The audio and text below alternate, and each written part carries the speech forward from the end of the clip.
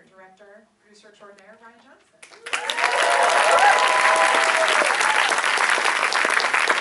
Sounds like you did not like it, right? Is anyone brave enough to raise their hand to tell me if you figured it out? You knew who did it? Yes. Nice. I can never figure those things out.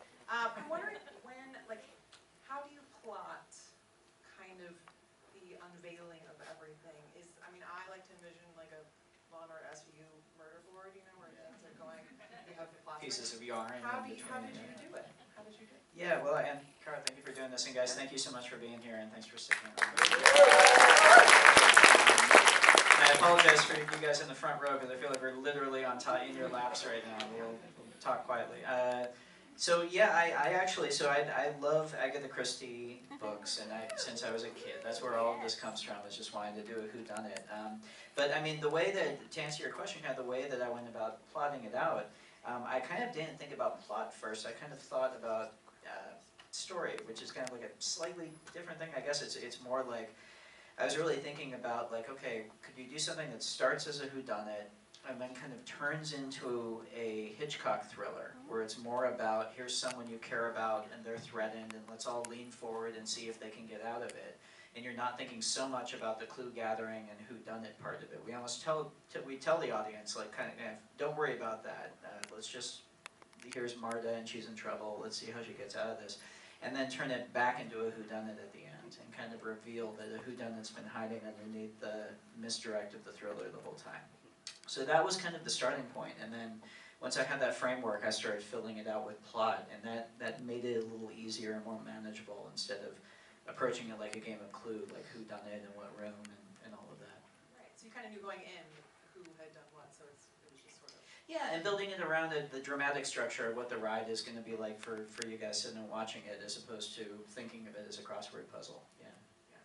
Did you write any of the roles specifically with the people that you ended up working with? No, except for Noah Segan, who plays Trooper Wagner, who's he was in my first movie, Brick. He's been in all the movies I've done. He's one of my very best friends, and so it would have been awkward if I didn't write the role for him, because we see each other every day.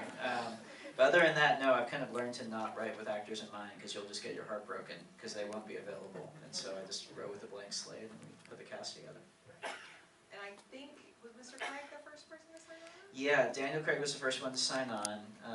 He's the reason the movie got made, and he also, because when he signed on, he had a really brief window before he went to start shooting the next James Bond movie. And so from the moment he said yes, we had 6 weeks until we had to start filming. So we had to get the entire rest of the cast together and prep the whole movie in 6 weeks, which is really, really fast.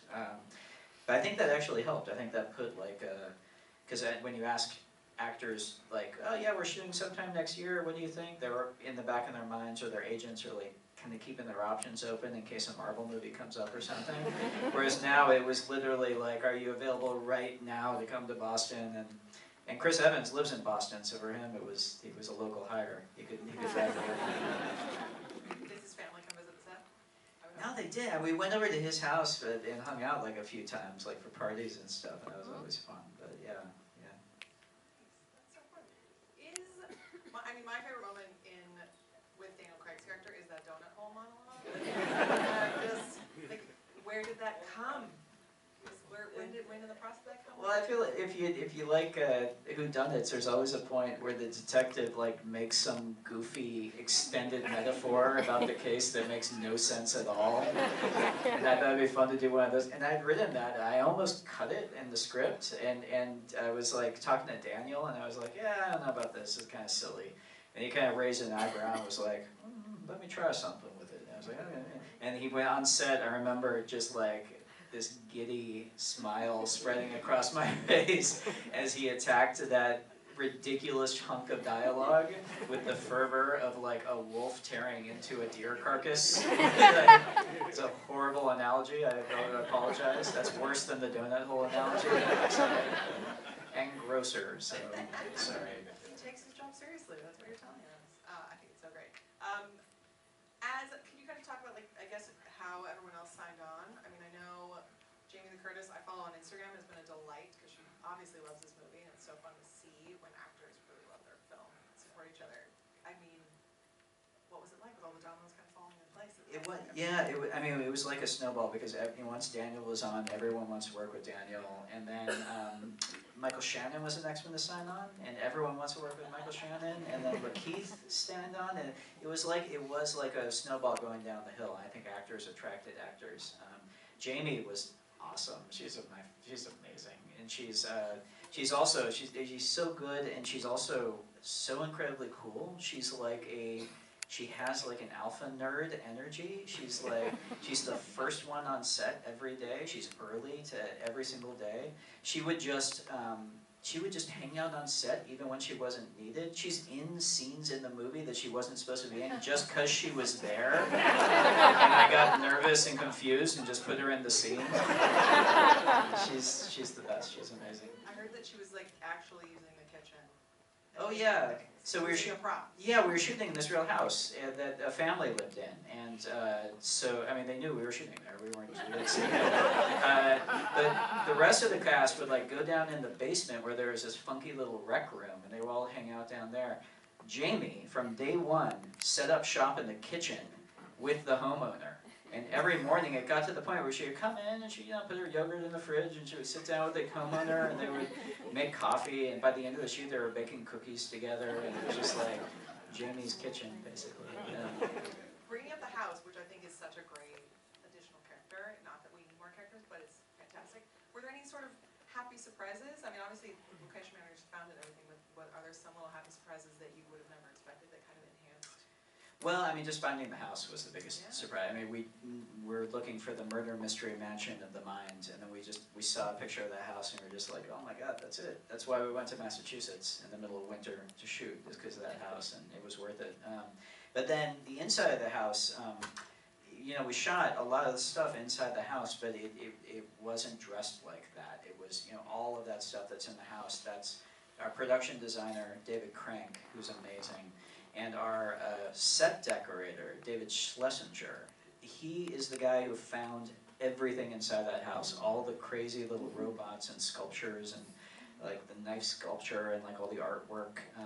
Schlesinger's something. I gave him the reference of one of my favorite movies, the 1970s version of Sleuth, with Michael Caine and Laurence Olivier, and which is also, it largely takes place in a mansion owned by an eccentric mystery writer, and is just filled with his obsessions. And so yeah, David went off on that. Yeah. I know that I think Chris Evans kept some of his sweaters. Bless him. Are you someone that likes to like keep a piece of one of your? I'll steal anything I can, man. They gotta keep their eyes on me. My pockets were jangling as I was walking out of the set. No, I really wanted that knife sculpture. But half the knives were rented, and so we had to give them back at the end of the shoot. Yeah, I don't know where you rent knives from. It's possible they were lying to me. It's possible. Yeah. Maybe the studio can get us a replica, something like that. I don't know. I know that you kind of, obviously, I think a lot of the actors, as I've read, have spoken obviously very highly of Ryan's writing. Very tight script and everything. Are there any sort of happy accidents from improv when you kind of left, or when do you allow kind of the actors to do that? Yeah, I mean, I'd like to, even though it is very like a jigsaw puzzle. I love keeping it open to kind of accidents, and especially when all the families start arguing with each other. That's when they could all just like cut loose. And the VIP of like improvised argument lines that you would never expect, the funniest one of all of them was Michael Shannon. And I think the funniest lines in the whole thing are Shannonisms. At some point he had the line, when Chris Evans is telling everyone to eat shit, Michael shouts, "I'm not eating one iota of shit." That was him. He just went up and started shoving the cookies in Chris's mouth and saying, "How about some more cookies, Hugh? Maybe Harlan left you a cold glass of milk in his will, asshole." Michael Shannon is like a comedy genius. You would never expect it because he can be so intense. Like, maybe that's what makes it funnier. I don't know. I know you said you're like pretty tight and like you kept everything in. Are there some things that you can't wait to have like on a special? There's a couple of really, we didn't cut out a ton from the movie. There are two really, really good scenes that we'll include, we won't add them back in, but we'll include them as like extras. But there are a couple. There's one really good scene with Toni Collette's character and with Joni and Daniel, where it was just another scene that was kind of supposed to show that he knew that her company was broke. And he talks about how we set up earlier, like that he has a rash, and Lakeith is like, "Oh, you got a bad rash there." He goes, "Oh, that's interesting." And then like 20 minutes later, he has a scene with Joni where he talks about how he he went on her Flam website and ordered the snail jelly moisturizer and got a horrible rash from it. And then he went on beauty message boards and found out everyone was getting rashes, and that's how he knew her company was broke. And he ends it with walking out and saying, I hope and I pray you didn't do anything rash." So, really bad, but he sold it. I kind of loved it. Oh yes, we must see that now. I think one of the great things about it is this movie is so rewatchable. I mean, I can't wait to have it and like obviously watch the Donut Hole monologue a million times. But are there little things that you're willing to share, like little Easter eggs that kind of are enhanced? There's a couple of fun. Did anyone catch Joseph Gordon-Levitt's cameo in it? Did you see it? I just saw him tweet about it. Yeah, so Joe has like been a good friend of mine since we made our first movie together, Brick, and he has been in some way in every one of my movies. He was an alien voice in Star Wars. In this, he is the cop on the iPad at the beginning, who's like, "We have the nanny cam footage." That's Joe. What else do we get in there? Ricky Jay, do you guys know who Ricky Jay is? Yeah, Ricky Jay was one of the great sleight of hand magicians of all time. He was a dear friend of mine. He was also a scholar of con men, and he was Ben and David Mamet's films. He did the opening narration for Magnolia. I met him because he did the opening narration for The Brothers Bloom, a movie I made. He passed away right before we made the movie, but he was supposed to play the part that Emmett Walsh played of the security guard in this. And so if you look in that security shack, we kind of photoshopped a picture of Ricky as the old groundskeeper with like a rifle and a dog, and it's stuck to the fridge with a magnet. So you can spot Ricky Jay in the movie. I'm reminded that I feel like Don Johnson is a kind of subtle standout. What I love about all the actors too in this, I think, is that everyone's playing like they're all bonkers, but like so subtly. And I feel like that's the talent to obviously your direction and like their abilities. Was there something that surprised you or pleasantly surprised you about Mr. Johnson? Well, Don Johnson, what can one say? It was, no, he was fun. He kind of like immediately got it, and he kind of played it like the same way that the dude is kind of always slightly high. Don Johnson always has, like, as his character in the movie always has like a country club buzz, I think we call it. So Don was hilarious. But all the actors, I mean, you're right, that's the balance with the film, is how to go as big as possible, but because it's not a parody, because it is still have to work as a movie, having it still not leave the planet Earth, and you need really good actors in order to do that. Yeah, it's so fun to watch. Frank Oz, I think I would love for you to talk about, because I'm not used to seeing his face, right? I mean, him as such a creative genius, but how did Well, so I became friends with Frank when we were doing the Yoda scene in The Last Jedi, and we stayed close. Well, and pause. Can you do that sentence? As I was saying that, yeah. I mean, just an all-time thing. I mean, what can you say? So, and Frank is also the loveliest guy in the world. And besides being obviously Yoda and Miss Piggy and having been there from the start with the Muppets, Frank is also an incredible director. Dirty Rotten Scoundrels is one of the best con men movies of all times. Little Shop of Horrors, I think, is one of the all-time great movie musical adaptations. To be friends with Frank, is something I value so much in life. And I asked him, I grew up watching him pop up in these little roles in like the Blues Brothers and as a kid, so I thought, Frank, come on down, you'll play the lawyer, it'll be fun. And I didn't realize until he got on set how generous and gracious he was in agreeing to do it, because I realized he really doesn't enjoy doing it. And I don't think he loves being on camera without a puppet, And but he was so sweet. I thought he did a really good job, and it just makes me really, really happy to have Frank Oz in the movie. Yeah, that's I can talk for days and ask a ton of questions. Do you guys have any questions you want to ask? I saw you first. Go for it. And I'll repeat it if you're. Yeah. Am I missing something? It seems to me that if Martha knew when she was injecting him that he was giving the right stuff, why did she go on that I didn't give you the right stuff? Oh yeah, so do you want to repeat the question? Sure. There's a question about the execution of the serums and the wrong medication. So she didn't know that she gave him the right stuff. She just subconsciously, through doing it 1,000 times, grabbed the right things and injected him without even thinking, and then looked at the labels and realized she had given him the wrong stuff. Because remember, the liquid was in the wrong vials. So every single piece, so she absolutely looked at the labels and was like, she subconsciously did it just through muscle memory without thinking. And then the actual evidence in front of her eyes is that she had just given him 100 milligrams of morphine. So she reacted to that. Does that make sense? But she could see that it wasn't that. Yeah, she couldn't, because remember, Ransom switched the liquids in the tube. So she had literally given him from the wrong vial. You'll have to see it a second time. No, I appreciate the question. I know and that part of it was something that I just tried to work over and over to try and get it as simple as possible. And I know it's still not that simple, so I appreciate you flowing with it. Yes. Okay, so we have another great class movie out right now, Parasite. So I wanted to know what made you feel so inclined to tell this message right now.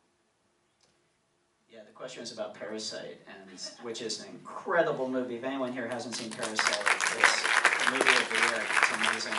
And about how that movie also kind of looked at issues of class and why this one does as well. Yeah, this is something that, I mean, I've been thinking about this movie for about 10 years. I'd had the basic idea about 10 years ago. And so, and there's something about the murder mystery genre that is uniquely suited to looking at class. If you look at Agatha Christie's work, if you look at Gosford Park, which is a great example of that, I think because the murder mystery, by its very nature, it creates a little microcosm of society, this contained group, and then through all the suspects, you're getting a cross-section of that society from the high to the low, and then investigating their relationship with the top of the power pyramid.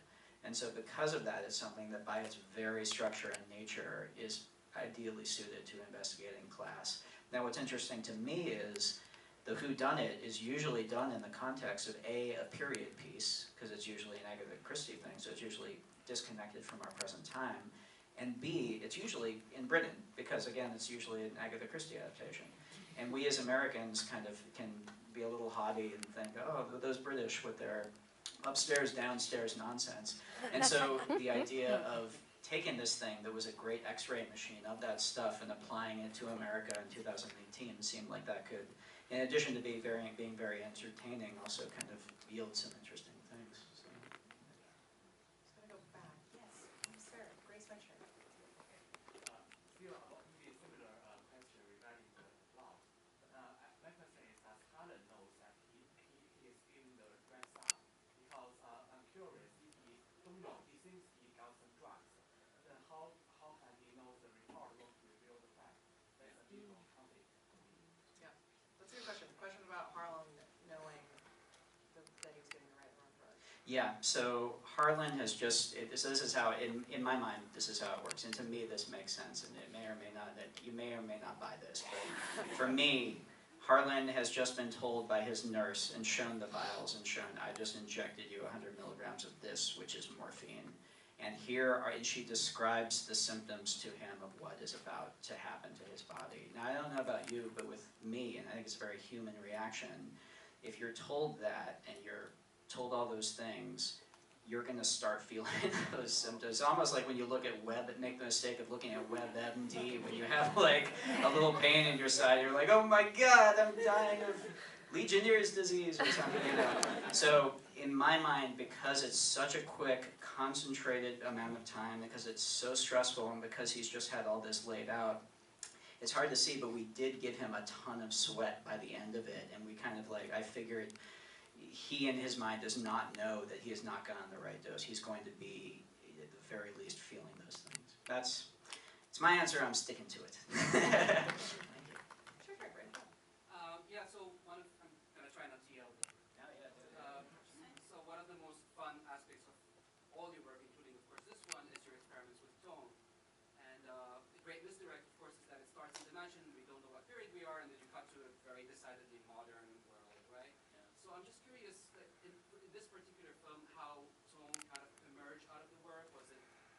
to the script? Was it, to working with the actors in the club? It's a really good question. It's about the tone and how the tone of the movie came about. And for me, the thing I was kind of aiming for, I talked before about how I didn't want it to be a parody. I love Clue, I love Murder by Death, but I didn't want it to slip into being a parody of a whodunit. To me, the sweet spot was some of my favorite whodunit films are the ones where Peter Ustinov played Poirot. So Death on the Nile, Evil Under the Sun from the late 70s and early 80s.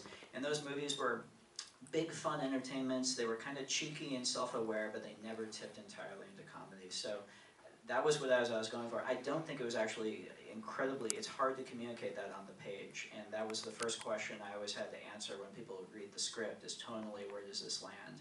And it was something I just had to say what I just said to you guys, to the actors, and then on set we had to kind of find it. And what I mentioned before about really good actors being able to bring things up bigger than you would think and still have them feel connected as characters, that's where that comes into play. The what's that? Yeah, and post too, yeah, finding all the rhythm and all of it, yeah, and the music and all of it, yeah, it all adds in. I'm sorry, I'm gonna ask one. Which scene was the most difficult or longest? What sequence took the longest to shoot? Well, the scene between Marta and Harlan, the essential one, because we were in such a small space, that took a little while to do. Yeah, that was probably the most intricate, and also that's one where, in the middle of what's been a very arch movie, we have to land, or they have to land. It's really on them. A very incredibly emotionally impactful scene, or the whole thing doesn't work. So that's the one we're kind of focused on the most, I think. Yeah. Couple days. How long? Yeah, no, that was near. Oh God, we were probably in that room for the entire thing. Because it's a very long scene. Also, it was probably nearly a week, I think. Yeah. We faked this poor guy out earlier. Let's go to him. What was it like going from massive space western Star Wars pre-production to something like this, almost on location, on budget, all through? Star Wars is stressful? Yeah, the question is, was it going from a big production of Star Wars to something like this?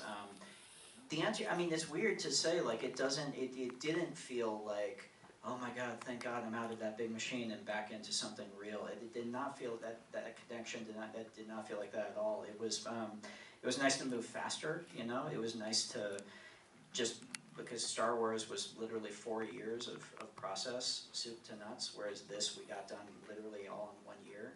So that felt good, but I don't know, Star Wars, I think I had a really blessed experience making the Star Wars movie I made. I had a really beautiful experience making it. It is in some ways a big machine, but it's also something where at the heart of it, when you're doing the real work, it is very intimate and personal, and it's not very different from doing any other kind of movie. You're still just trying to make the scene land with the actors and trying to tell your story, so it's less different than you would think, I guess. Yeah, I don't know if that makes sense, but yeah. Something. I want to go way back. I see the white long sleeve shirt. Yes. Me? Yes. Yeah. Hi. First of all, I just want to say this because I don't know when I'd ever get to, but I love the video that you did for Oh Baby. It's Oh, one of my thank you. favorites ever. LCD sound system video? Yeah, Thank you. it rules. My question is, so imagine writing a movie that is essentially like a murder mystery novel, requires a lot of a lot of research.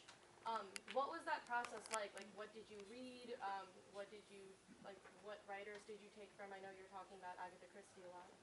Yeah, Christy, did everyone hear the question? Just kind of what did I read? What research did I do?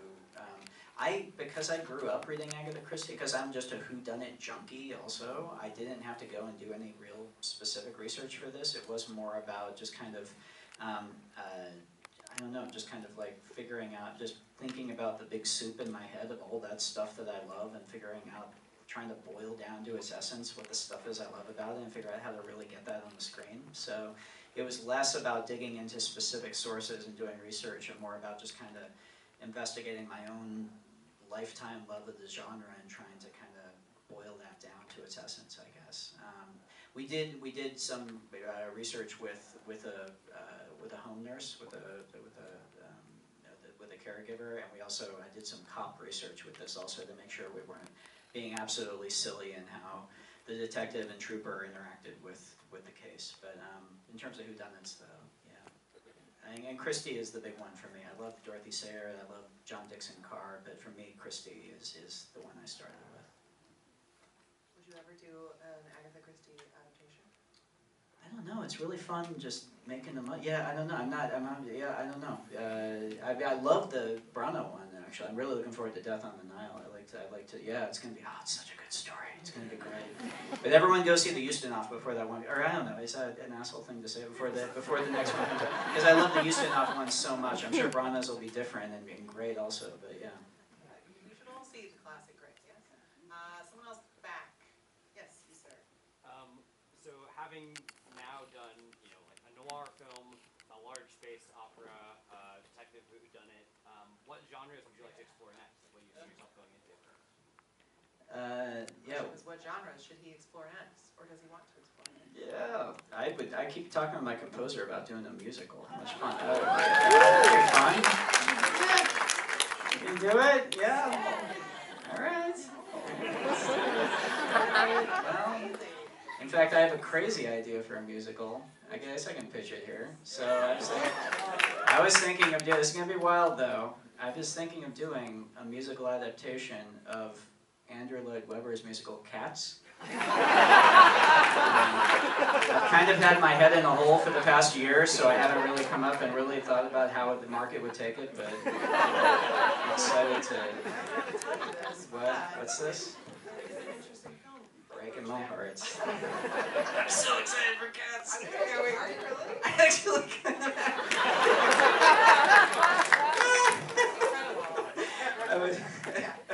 I saw Cats when I was like 18 and on Broadway, and it was like late in the run of Cats, and those cats were so bored on stage. Those cats didn't give a fuck, man. I can't wait. Yeah.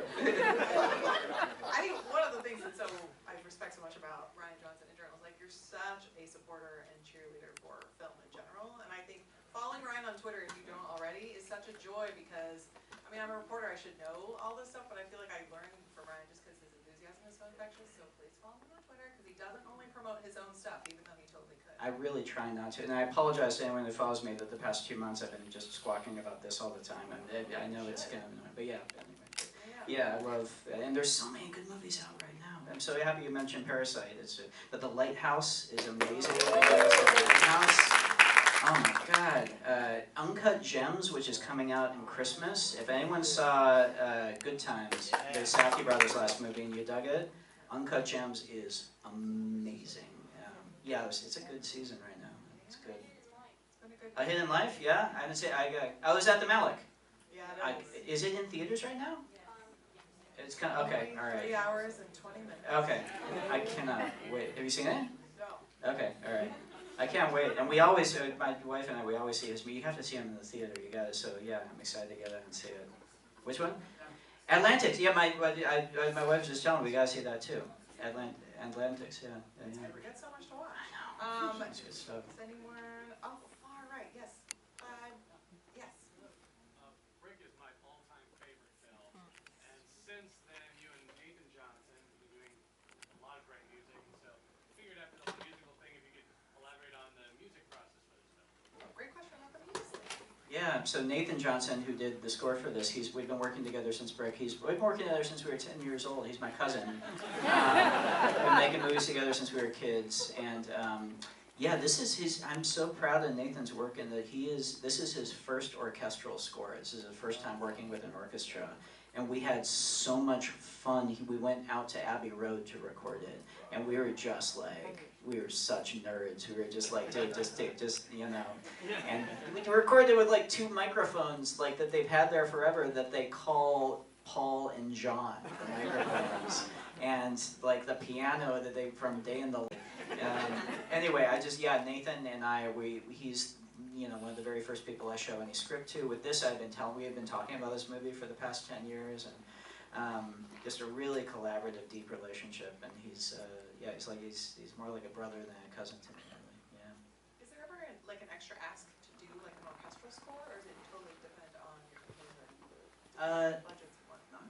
No, yeah, it depends. Do you mean like, does it cost more to do? Yeah, like does the studio ever balk at? No, we can't afford an orchestra. No, I mean, we you know, something like Brick, we couldn't afford. We just couldn't afford an architect. I mean, he was literally getting cheese graters from, you know, the local Tesco in London and playing them with mallets and stuff. But no, this is something like this, especially where the scope of it like requires it. It was, yeah, we could afford violins. Yeah. Thank goodness. I don't know who else to choose. How about the person who's waving their hand wildly, way in the back? Floral print, I think. Yeah. Yeah. Hi. Hey. Did you have a set idea as to what Martha does with the will, or did you purposely leave that as is? Good question. I have my theories. Want to share? Yeah, I mean, I don't know. I guess it's a little more fun just leaving it to everybody's imagination what she does, I think, you know. But I have my idea of what it would. You know, she's Marta, you know, what do you think she's going to do? Keep it. Yeah, keep everything, maybe. Kind of hope so. Keep everything and then like help other people that actually do stuff. Oh, I like that idea. You see? That's There you Marta. go. She would do that. There's our post-credit scene. Who else? Who does? Oh, yes, sir. I love your movies, and I know you have a lot of influence with Cowboy Bebop in a lot of your movies. It's very great. Do you sneak in a little bit influence From Bebop? Yeah. Yeah, he was asked about Cowboy Bebop, which is a thing that I deeply love, and was an influence on Brick and on Looper. They asked whether there was any of that in this. God, no, not really. I'm sure. Yeah, if there is, if you spot any, let me know because stuff works its way in there. But no, yeah, no. I'm so curious. They're making a show out of it now, right? They're doing a show. I'm so curious to see that. Yeah, so, but yeah, no, not really. I'm happy to be another fellow Bebop fan. Are there ever like things that you intentionally sneak in from other films, aside from actors that you've enjoyed working with? Once in a while, yeah. And with this, the set is so dense. There's like other stuff that we're able to like slip in a little bit here and there.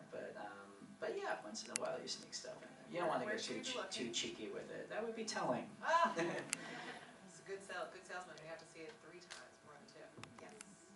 Was that like incredible cast that you had, having them all together at once? Like, what was that? What was the set like when you guys did that? Yeah, having all the cast there together at once, especially during the will reading scene and the argument scene, it was so much. Those were the best days on set. And again, everyone. It was. I was so nervous going on set because all of those actors, all those names, are just like, is this going to be like a movie star ego nightmare thing?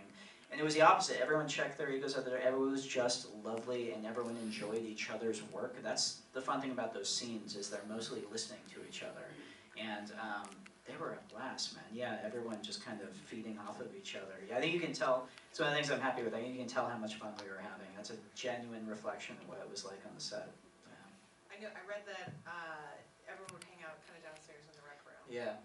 Is there anything you're willing to share of like the story swapping that went around? Like So- someone telling a great. Yeah, I mean, they would literally all sit around and tell war stories down there. But the thing is, every time I would try and sneak down, as I came down the stairs, I could hear the conversation getting 20% less interesting as I approached. So I don't think I got any of the good stuff. I probably should have like left my phone recording down there at some point, but I didn't. I'm not that nefarious. Yeah. I definitely feel like Jamie Lee Curtis and Don Johnson have like Yeah, stories. they got some to share. stories, man. Yeah. We'll have to do it on the camera. Yes, sir. I was just wondering how you rehearse. Do you just do a table read and then shoot? Yeah, rehearsal. I don't do table reads. I've done one in my life for Brick, and it was such a disaster that we almost didn't make the movie. And so I know there are directors who really find value in that. I feel like I just have never found a way to do a table read where it's helpful for me, I guess. And with this, unfortunately, because it came together so fast in all the actors' schedules, we really didn't have rehearsal with most of them either. So for most of the actors, they were showing up day one, and we were just jumping into it, which is not ideal, especially for something like this. But the actors are so good that I found they clicked into it very quick. And yeah, so it's, again, I love to rehearse when I can. Sometimes you just don't have the luxury, and this was one of those cases. Couple more.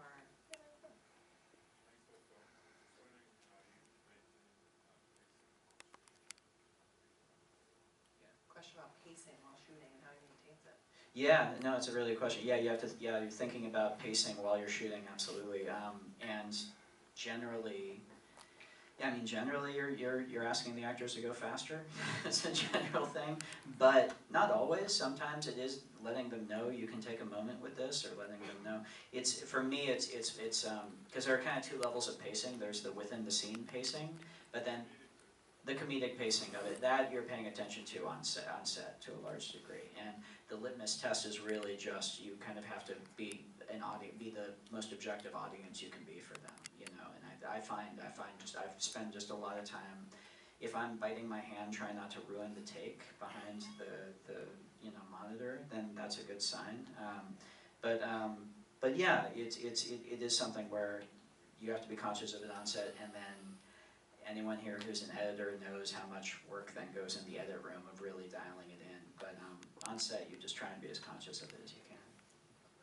I got the rap signal, guys. I was gonna go way back. Yeah, go ahead. Oh, okay. Oh, and one more back. I know she's sending us her. Okay, good. We'll get you both. Hey, I'm always just curious and interested to hear what scene did you film first, last, kind of where did you wrap up? I'm sure not at the very end. Yeah, we hopped all around with the filming. I'm trying to think. Ron, do you remember what the first scene we shot was?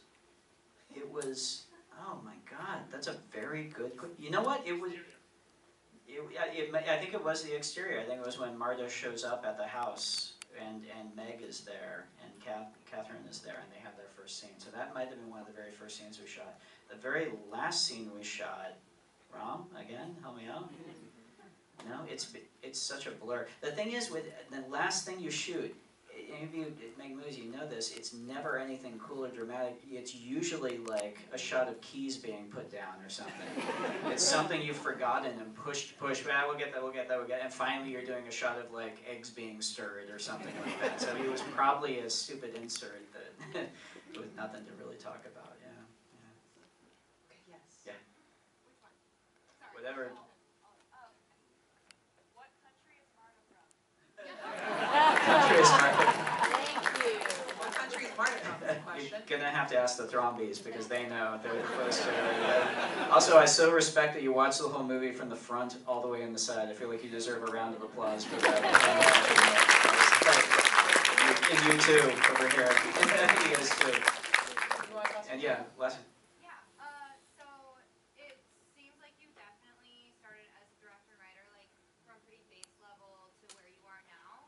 And I was wondering, just like, because we see, like, you started off with like shorts and then music videos for the Mountain Goats, which are my favorite band.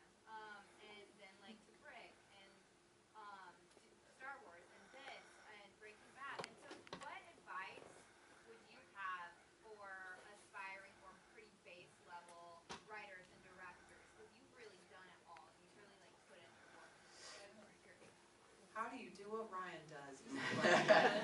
A Yeah. very good one. Advice for just kind of upcoming filming. Yeah, I don't know. I mean, I'm sure if I had asked that question when I was starting out and gotten the answer I'm about to give, I would be frustrated probably. So I apologize in advance. But the only advice that I think is actually worth a damn is to not get your head wrapped up in how do I break in, how do I make a career, what do I do to get an agent, what do I do to get into the industry.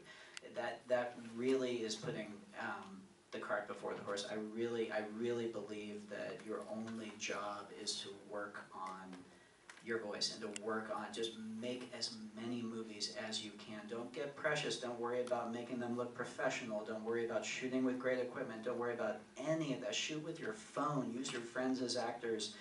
Anything you do, just make them, and get better and better at telling a story with a camera, and figuring out what you want to say, figuring out what it is, filling up that well that you're going to be drawing from, where the real stuff is, which is, life and experience and your relationships and all of that stuff, And I really believe that, like, if you develop that and you get to the point where you're making interesting stuff and putting it out there, nothing's, who knows, nothing's guaranteed, but that's the stuff that then attracts the industry to you in some shape or form, And you can't really, I don't know, in that way, and in any way, it's uniquely unhelpful to think about like being a sniper and targeting. I'm going to do this, and that'll get my career going, because it's so wacky, and everyone's story is different, and you can never predict how you're going to actually break in. So, yeah, I don't know. That's my kind of probably unuseful, but ultimately really useful advice. Just work, just make stuff, man. Keep making it, you know. So anyway. Well, we got our time cut, but thank you guys so much. Guys, thanks for coming.